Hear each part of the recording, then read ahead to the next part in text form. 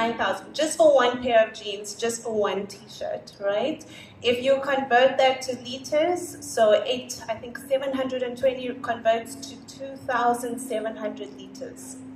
Yeah, so it's quite a lot, and it's as we get to know how things are made, we're becoming more conscious in how we basically consume. And I want to pose this question to you, Chantal.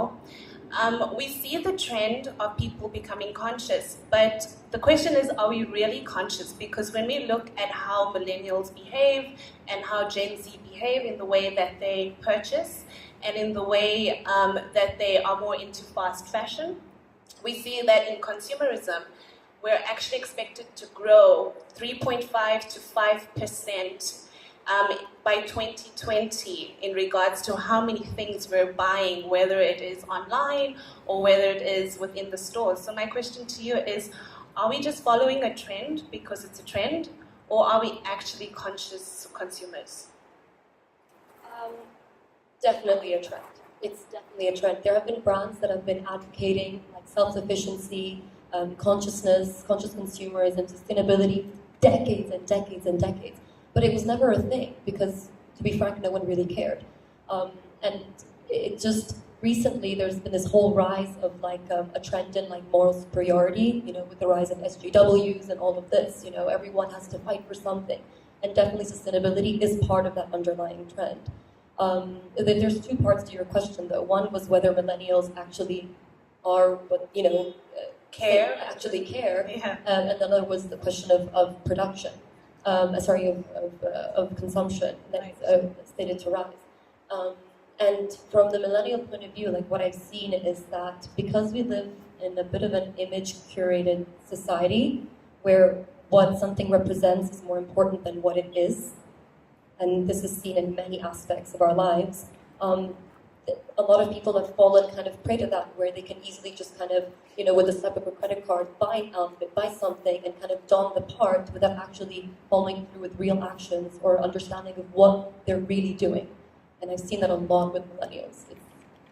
And then from the point of production, and we're living in a state of overproduction, and hence because of that, we were kind of led from the demand side to follow that with overconsumption, because we have to consume the things that are there.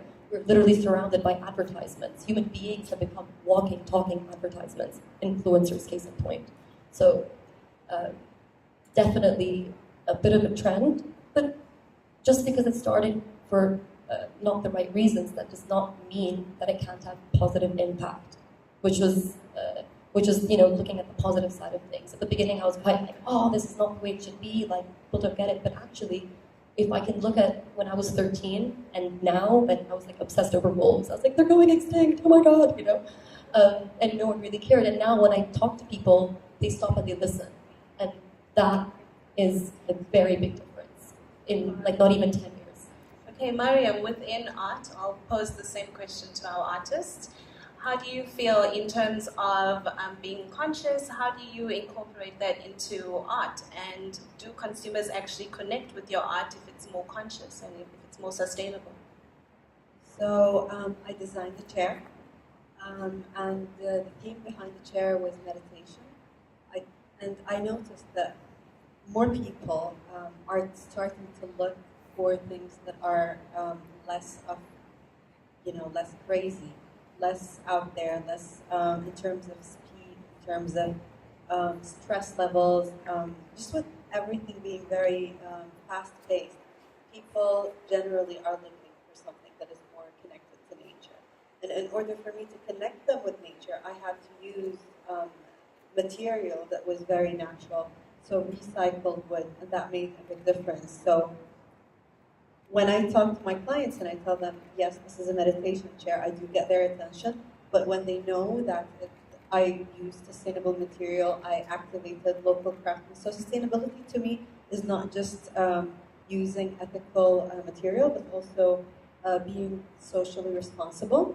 So once they found out that there is that element of social responsibility, there is that element of ethical sourcing, I had their buy-in. And I believe that more and more people are going to be doing this, yes, because it's a trend right now, but also because as the millennials are growing up, they are seeing the waste being piled up. So they want to live with as minimum waste as possible. So I think it has influenced a lot of my decisions and a lot of the clients' decisions too. Parisa, I'd like to pose this question to you. In that respect, is it actually the responsibility of the creator or the creative individual making the product or the collection to be conscious, and not necessarily the consumer's responsibility, because basically they're wearing what we make, and how we go about and source that is on us, right? So is it the consumer or is it more us? I think it's the consumer and the creator as well. When the creator creates, they should always keep in mind to make items that the consumer can wear for a long time. You know, like a unique pieces, and they should make unique pieces so the consumer can wear for a long time. But then again, consumers should also buy pieces that they think they can wear for a long time, so they are not supporting the fast fashion. So in your opinion, the problem lies mostly in fast fashion? Yeah. Well, yeah, yes. of course. Yeah. All right. Maria, in terms of the pieces that you create, what is your thought process? Do you necessarily have to consider sustainability, or do you just create from new? What I feel that in any industry, creativity is the key. And I think honesty is another key. And if I think both are connected together, I think you're really making something that's conscious. And if you look at me, for me, a decision to become an artist after having a very good career of a good level, I had to come to a ground level and restart. So itself is a conscious decision. And answering to your question, I think if we are just honest, art can be really sustainable. And I think one of the way the art can remain sustainable is, as I told you, that be honest with yourself. All right. Mariam, I just want to know, in terms of creating art pieces, do you think it's not necessary any longer to start from new? Do we have enough kind of product to recycle or upcycle that we actually, when it comes to art, we do not need to look at new objects or new materials to create? I believe the material is all there. You can also recycle and upcycle what has been recycled and upcycled, which is what we did yesterday. We actually worked on recycled pieces and we upcycled them. But you should always stay creative. You should always stay innovative. So the thought process needs to remain new and renew itself. But I think it's very important to be very conscious of that decision. Because when a designer or an artist starts creating, they need to have the end in mind that I'm not going to waste that amount of space. I'm not going to waste that amount of resource. Again, with the chair, when I first started designing it, I went to product manufacturers, and they were going to waste 80% of wood if I was to create it without reuse. And I'm like, why would anyone make anything and waste 80% of good raw material? And I think that awareness is being more brought to people's consciousness. Before they used to do that without even a second thought. But now more and more people are aware. All right, Chantal, I know that you go around Europe and you source for your brand. I just want to know, when you're actually sourcing, what kind of strategies or what kind of procedures are you going through to kind of connect and be more conscious in terms of someone that's within the fashion industry? Well, I have to say, at the beginning, it was a bit of it still is, a learning process, you know. You don't really, you can study it all you want, but until you actually get to doing it. You know, you don't. There's so much that you have to. You realize that, oh my God, I have so much to learn. But in terms of trying to stay true to what I believe in, what I thought the best thing to do was to literally go and meet them in person. And I met so many designers. I went to visit their atelier. I found out where they sourced their raw materials, how they made it, how they assembled it, who were their teams, were they working solo, if they weren't, if they had small teams, where was it based, you know, all of these things. Very important to me. When something is, let's say it's made in France, it's actually made in France by French people with French fabric, you know, not made in Cambodia by some child that's being like, you know, totally slave labor, you know. So that was mainly what I started with in order to stay true to it, and then I actually gave them a little bit of leeway because what I discovered was that the industry is kind of constructed in a way that it's very difficult for you to kind of forge your own path. If you want to do things like the mass production way, it's a lot easier. It's actually a lot easier. Things are cheaper. There's like a pathway for you. If you want to make things well, the old way, the artisanal way, things are so expensive. As a young emerging designer with like, you know, maybe a little bit of an investment that you have to use like the intelligently for it to last, it's very difficult to tick all the boxes of sustainability. Very difficult. The final product ends up being ridiculously expensive compared to what's on the market. People are not used to that. And also from the designer's point of view, they find it very difficult to actually carry that forward. If they can't sell their products, well, then the business is dead. There's no products, no one buys it, there's no sustainable products on the market for people to actually make that conscious choice, and the whole thing just falls through. So you have to kind of give them many different things, and I allow them to, I see according to how many boxes they can tick, you know, and it's just a qualitative assessment on that front. Right. We are also aware in terms of trends and where we're headed. Gen Z is a generation that wants to be involved within the process of how we come about with the final product. So if they're following someone on Instagram or any social network stream, they want to see, well, how did the designer that I follow, how did they come about that process? And so we see a lot of brands strategizing where they're including Gen Z in that process. What do you think of this between A and B? Instagram has in the stories you can choose, and from there they'll take the stats and they can then change the product according to how their audience wants it. So in terms of a creator, whether it's art or fashion, how do you strategize in including Gen Z within your creative process? I think maybe I shall ask Mariam. Yeah, if you're creating your art pieces, how do you include Gen Z? How do you connect with them? First of all, they are, as I mentioned, they're much more aware than we think. So I asked them about sourcing raw materials, and they're so collaborative. Everyone I meet right now is very collaborative and very open to sharing their experience, but also on social media, as you mentioned. They are so pro, you know, spreading the word and going out there and supporting the cause. And that's lovely. It's just the amount of passion there is beautiful. So I believe everyone should include all humans in their decision making, but it's fun. Ria, I would also like to. Yeah, sure, go ahead. I feel that it's for that generation, for this generation, I feel change. They need quick change. They are bored. They need something innovative. So I think if we keep that in mind, I think change is the evolution. That's an answer to attract it. And I mean, there is a good cause. My kids are more aware of sustainability than I was. So in a way, it can be a better path, a better future. It's just a matter of, you know, understanding how quickly they want to change and make it interesting and edgy. Parisa, I'm sure you're Gen Z. How do you connect with your peers in terms of how you're creating product or sourcing product?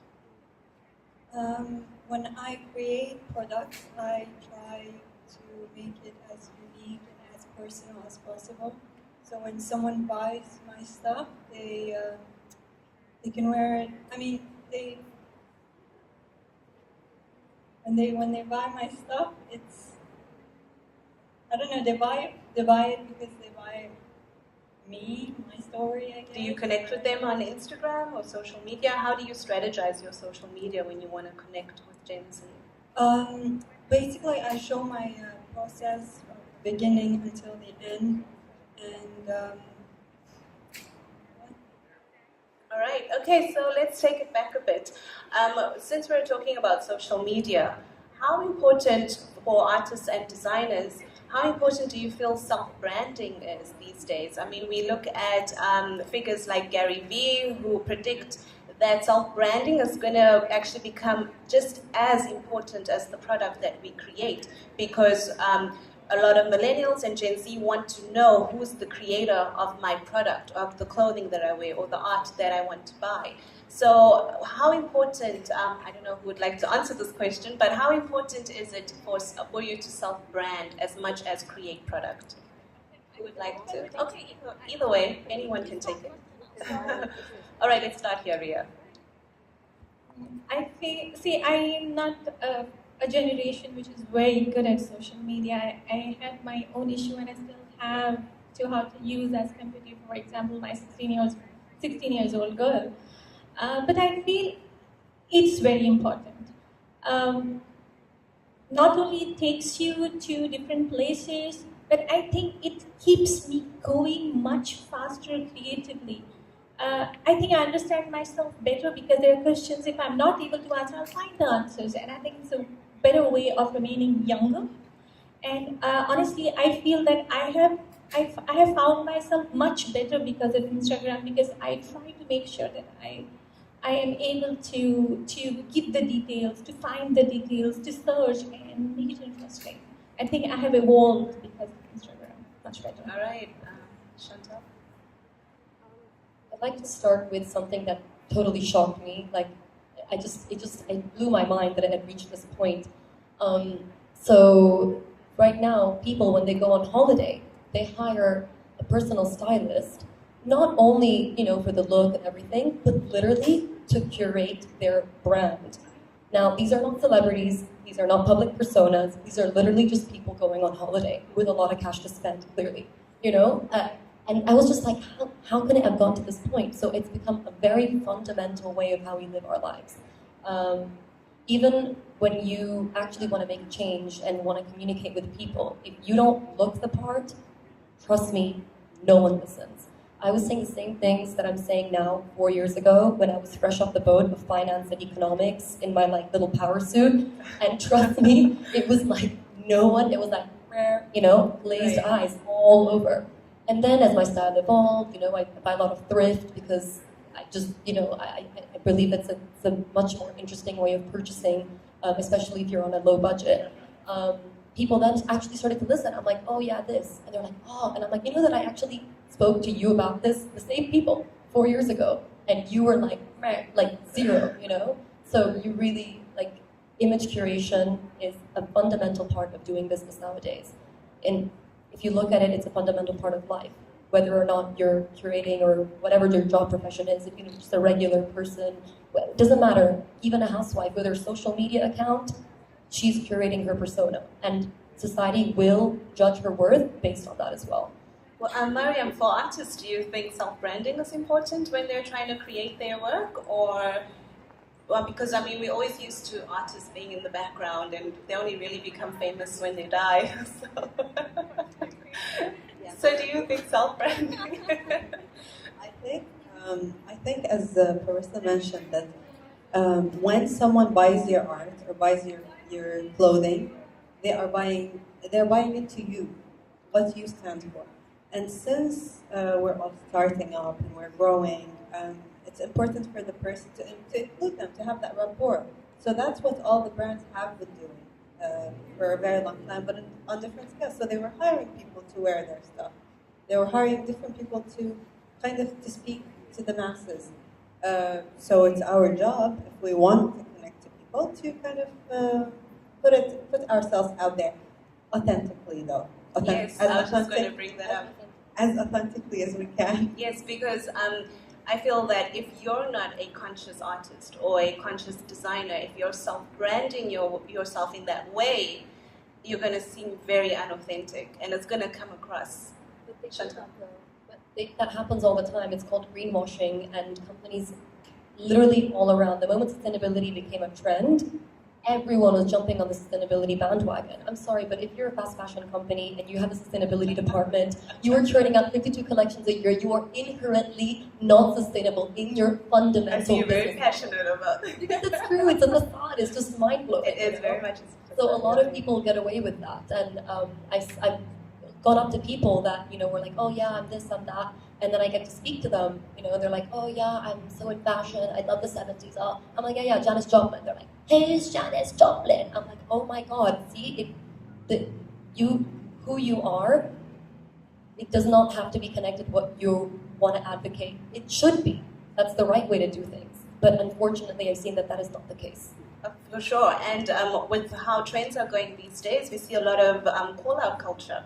So if you guys recall, or were probably following the news, where Nike was very pro-woman and pro-feminist, but if they looked at Nike in terms of the workspace, there was not equal rights, there was not equal pay for women. So much so that it became a big thing earlier this year, where we had a CEO resign, and they had to actually make a public announcement and a press release that they were actually changing and reforming their work culture.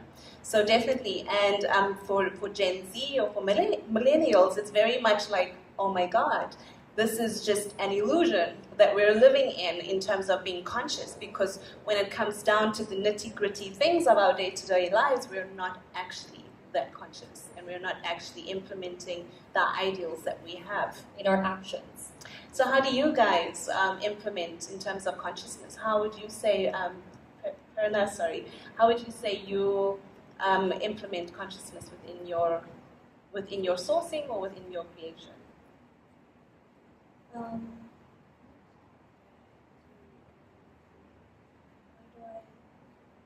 So when you're creating, how do you go about creating in terms of being conscious in how you're curating your pieces or sourcing?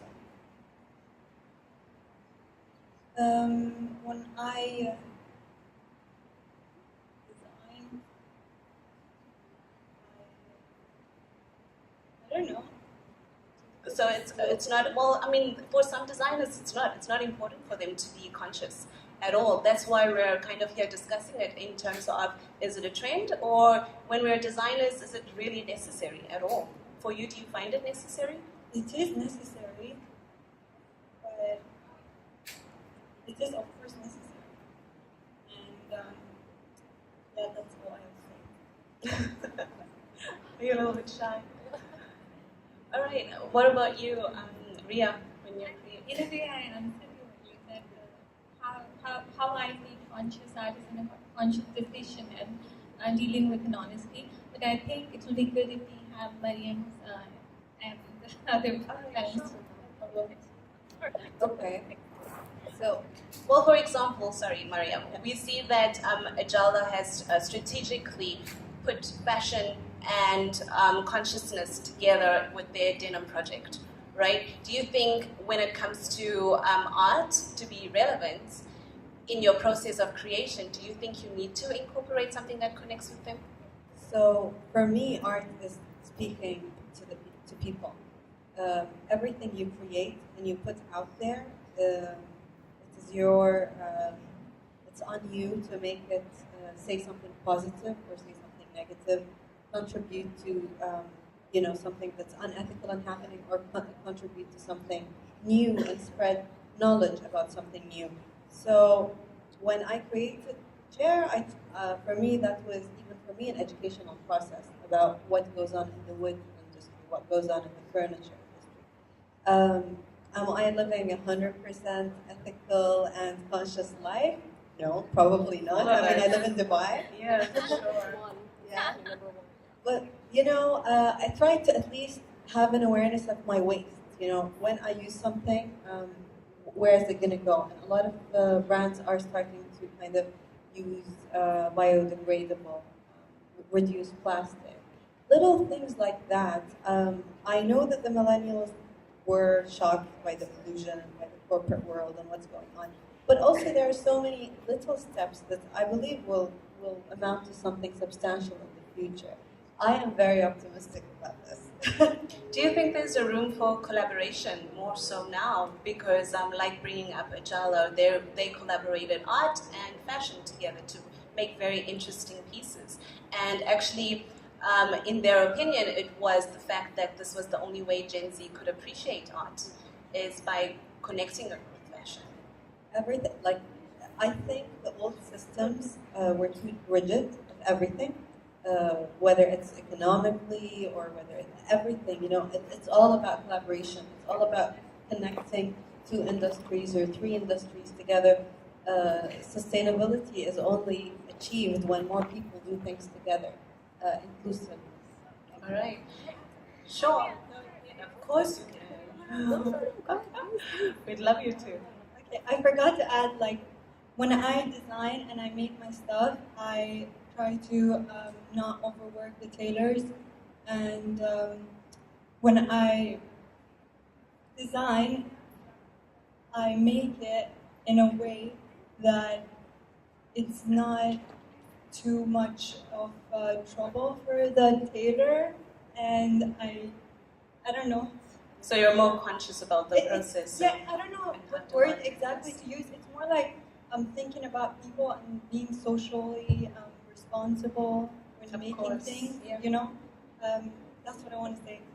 All right, After all, yeah. No, go ahead. after all, saving time is efficiency and sustainability. So she doesn't want him to repeat direct, and that's nice.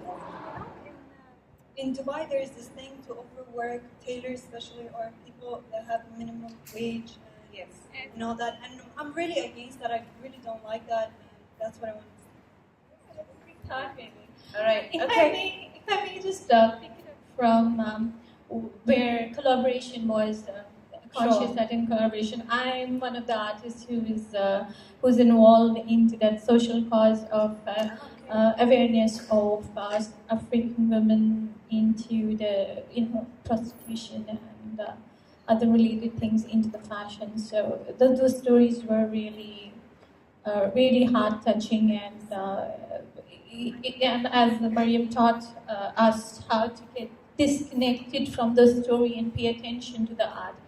I want to pick up the part of collaboration in here, that it's very important to collaborate art with right people.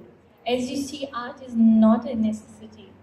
We all go and spend money, and this is how the economy and the money revolves. But why anyone would buy an art in this generation when it's highly digitalized and technology and things are made faster? Many countries are finding ways to multiply. But I think it's very important on a bigger level that it is collaborated with educated people, with industries who are doing well, and even government, so that art and the messages is transferred into the other industries in an effective manner, because these all need lots and lots of support. It doesn't come overnight, but I think there is a huge So there's scope always out room there. for collaboration. All right, thank you so much. Okay, one last, and that's it. Yeah, I'm gonna play devil's advocate. yeah, please do. Stealing my life. Just on the point of collaboration and between industries and everything. I mean, over the course of the 20th century, it's been happening a lot, so it's not new. Yeah, it was for a sure. slow increase, and part of the reason, this is just from my research, and I may be wrong, but what I've seen was that the fashion machine, because it is a machine, has a way of appropriating political movements, getting ideas from other industries and all of that, in order to give meaning and purpose, or the semblance or perception of purpose and meaning to the products that they produce in oversupply. For sure. So this is what they do. So when there's collaboration between industries, a lot of the time what we see, and I'm not talking about small, emerging communities that try to actually make change, but if we look at the majority of brands that are out there and the majority of collaborations, they are not there to perpetuate any kind of improvement to anything, more so than just appropriate, the beauty that art can give to our lives and endow their clothes Of into that. course. If you paint Warhol's face on a T-shirt, what are you doing? Yeah, What is that? exactly. It's just about, connecting, basically, and selling. Connecting and solving. Exactly. All right, thank you so much, ladies, for joining us this evening and giving us your insight. And there's our after party, or what? Yeah.